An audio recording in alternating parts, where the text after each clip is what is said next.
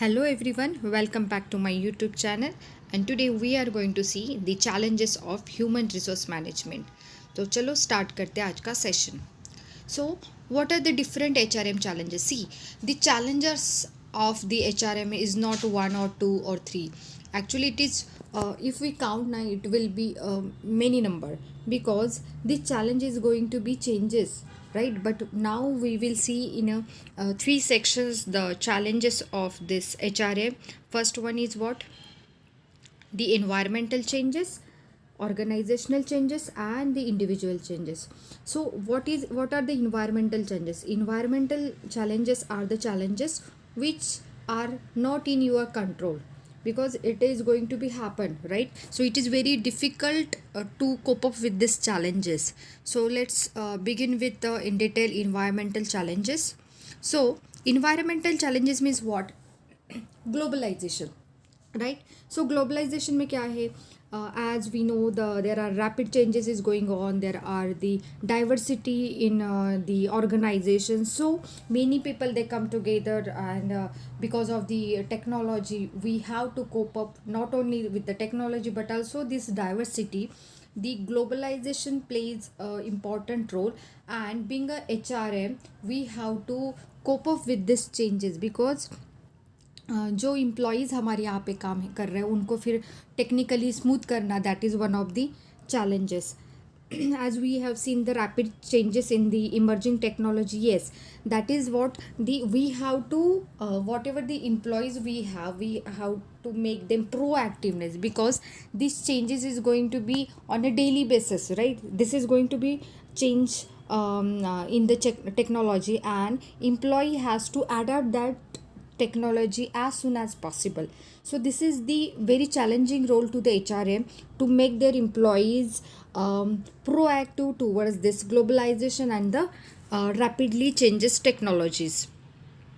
The next one what we have seen that workforce diversity. See, the diversity means what कि हम देख रहे हैं कि जो कंपनीज रहते हैं आजकल अपॉइंट करते हैं, रिक्रूट करते हैं अलग अलग कंट्री से लोगों को या अलग अलग स्टेट से लोगों को अपॉइंट करते हैं. तो क्या होता है कि ऑर्गेनाइजेशन में we have now multi culture employees, right? उनका कल्चर अलग है, उनके थॉट प्रोसेस अलग है. तो उससे क्या होता है, एक अपॉर्चुनिटी भी क्रिएट होती है कि लोगों से हमें अलग अलग चीज़ें सीखने को मिलता है. But the other part is what it makes sometime it makes a conflict because culture अलग है, थिंकिंग अलग है, right?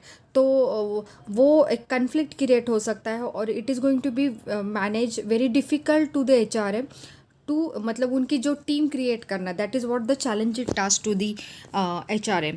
The next one is what? changes in the laws and regulation. See, the legislation मतलब क्या? It is related to your law. आजकल क्या हो रहा है, जो laws है it is going to be changes as we have to implement the changes which has been given by the government. As the government is changes, the changes of the labor laws and it is going to be updated. So this is very much challenging because HR को क्या करना पड़ता है, उनका जो minimum wages है, उनका PF है, वो हमेशा मतलब जो रेगुलेट जो गवर्नमेंट करता है वो करना पड़ता है. But the major problem is what कि ये जो चेंजेस आते हैं it is not a fix, क्योंकि गवर्नमेंट चेंज होगा तो वो लेजिस्लेशन भी चेंज हो जाएंगे. Next one is what? Lack of skills. See, being a HR, जो रिक्रूटमेंट उनका जो वन ऑफ द टास्क है, बट उनको जब ऑर्गेनाइजेशन डेवलपमेंट के लिए they want the capable employees. But problem ये हो रहा है कि जो एम्प्लॉयज़ है आजकल का जो एजुकेशन सेक्शन अगर हम बोलते हैं ना, उनके पास डिग्री है but whatever the company और the organisation want the different types of skill they don't have. So एक वो टास्क है कि उनको फिर रीट्रेन करो, उनको ज़्यादा टाइम दे दो, उनके ऊपर ज़्यादा खर्चा करना पड़ रहा है because of the lack of skills. So these are what the environmental changes that which are not under control of the human things because this is the environmental changes. The other one is organizational changes. इसमें क्या आता है कि it is related to organization, right? So first one is what, cost controlling. This is major हम बोल सकते हैं challenges है organization के लिए. अभी cost control करना मतलब क्या, कभी कभी कुछ कंपनी के लिए किसी भी कंपनी के लिए उनका मेजर थिंक यही रहता है कि प्रॉफिट बढ़ाओ और कॉस्ट कम करो. अगर कॉस्ट कम करनी है तो they will think about to reduce the cost, cutting of the employees की जो सैलरी है वो ज़रा कम कर लो, कम लोग अपॉइंट कर लो, राइट. तो ये होता है कि अगर हम बोलते हैं कि सैलरी कम कर लो तो लोग छोड़ के जा सकते हैं, उतने कैपेबल एम्प्लॉयज़ हमको नहीं मिलेंगे, राइट.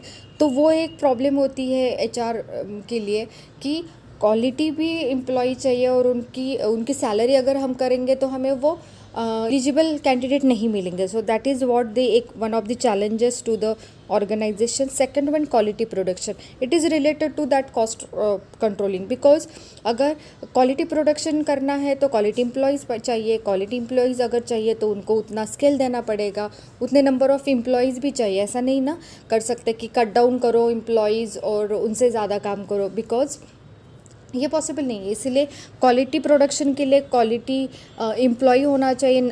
जो मिनिमम कितने एम्प्लॉयज़ चाहिए उनकी जो काउंट है वो भी सफिशिएंट होना चाहिए. सो दैट इज़ व्हाट उनसे वो क्वालिटी प्रोडक्शन करवाना. This is one of the challenging to the HRM. The next one is what, developing the distinctive qualities. See, in an organization there are various types of employees, but organization is wanted because they have to cope up with the changes. So organization needed the multitasking or the employees who have different competencies. So by giving them training, it is a challenging task to the HRM to develop the different qualities among these employees.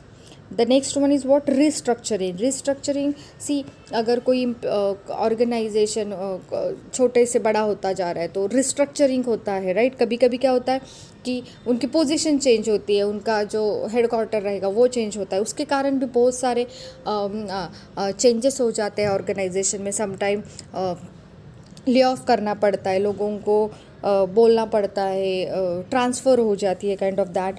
Some time in organisation में क्या होता है, merger होता है ना, दो company को club करके फिर किसी एक छोटी कंपनी बड़े कंपनी के साथ मर्ज होती है, एक्वायर की जाती है. So these are the things which are very much challenging to the HRM to cope up with this. The next one is what, individual challenges. इसमें आता है see matching the employee with the organisation. हम बोलते हैं ना उस organisation में suit होने चाहिए वो एम्प्लॉयज़, क्योंकि जो ऑर्गेनाइजेशन का कल्चर है सेम एम्प्लॉय का भी उसी से मैच होने वाला कल्चर होना चाहिए. तो उनके उसमें डिसिप्लिन वो क्रिएट करना, जो भी विजन है वो मतलब मैच होना चाहिए एम्प्लॉय और ऑर्गेनाइजेशन का. तो वो उनसे करवा के देना, उनमें डिसिप्लिन लाना. So this is one of the challenging task to the HRM. उनमें लीडरशिप क्रिएट करना, right. So this is what the one of the challenges. Next one is the productivity. Quality production is important because जैसे मैंने बोला था कि quality production चाहिए तो quality employ चाहिए, तो उनसे वो काम आप करवा सकते हो. That is skilful employees are needed for this. Next one is what, attrition. क्या होता है एट्रिशन, मतलब क्या ये कि कभी कभी ऑर्गेनाइजेशन में अचानक से बहुत से लोग रिज़ाइन देते, छोड़ के चले जाते हैं. That is what attrition. तो उसको कम करना इज़ इम्पॉर्टेंट, क्योंकि अगर अच्छे लोग आपके कंपनी से निकल जाएंगे तो बट ऑब्वियस आपको लॉस होगा, और वो जो लोग हैं वो अच्छे वो कैपेबल लोग हैं वो आपके कॉम्पिटिटर की कंपनी ज्वाइन करेंगे और उससे ज़्यादा आपको नुकसान होगा, क्योंकि उनको आपके कंपनी का कल्चर पता है, जो टॉप सीक्रेट है उनको पता रहता है. सो ऐसे कैपेबल एम्प्लॉयज़ को रोकना, उनको रिटेन करना is the important part. So challenging इसलिए HRM के लिए कि एट्रिशन, इन ऐसे लोगों को मतलब आपके कंपनी से ज़्यादा लोग ना जाए, तो उसके लिए आप क्या कर सकते हो, उनको मोटिवेट करना, राइट. उनको जॉब सिक्योरिटी देना. So job security is what the next challenges.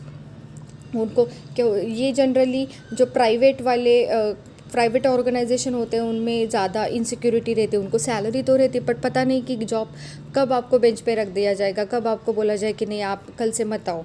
So that is what the insecurity के कारण बहुत से लोग अच्छा परफॉर्म नहीं कर पाते. Because if they are satisfy, if they know they have secure job, so they will perform very well.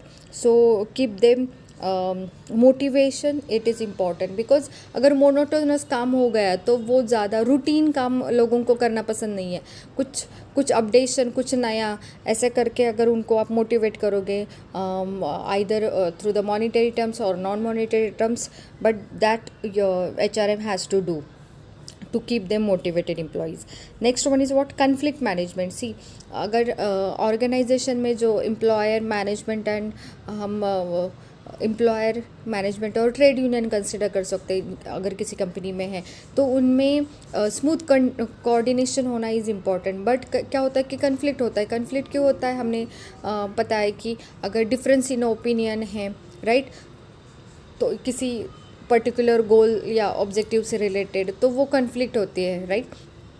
तो उसको कैसे मैनेज करोगे, कौन से स्टेज पे? क्योंकि अगर उनमें कन्फ्लिक्ट होगा तो काम स्मूथली नहीं होगा. So conflict management is one of the difficult task to the HRM. Next one is what? Managing the work life balance.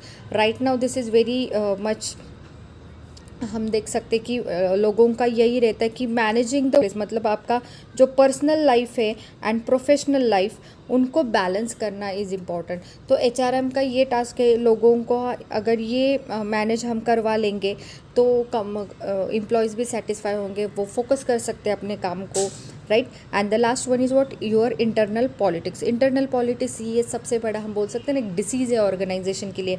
Because of that क्या होता है, इंटरनल पॉलिटिक्स के कारण कन्फ्लिक्ट होता है. जो constructive, instead of constructive work, वो destructive के बारे में सोचते हैं. ऐसे कुछ एम्प्लॉयज़ रहते हैं, उनके कारण जो स्मूथ वर्किंग होता है वो कम हो जाता है. और वो चाहते हैं कि कैसे ये इस चलते हुए काम को कैसे स्टॉप किया जाए. तो ये इसको हैंडल करना is the difficult task and this is the challenging task to the HRM. So I hope you understand the today's concept. अगर आपको वीडियो अच्छा लगे तो लाइक करो, चैनल को सब्सक्राइब करो. Thank you, bye.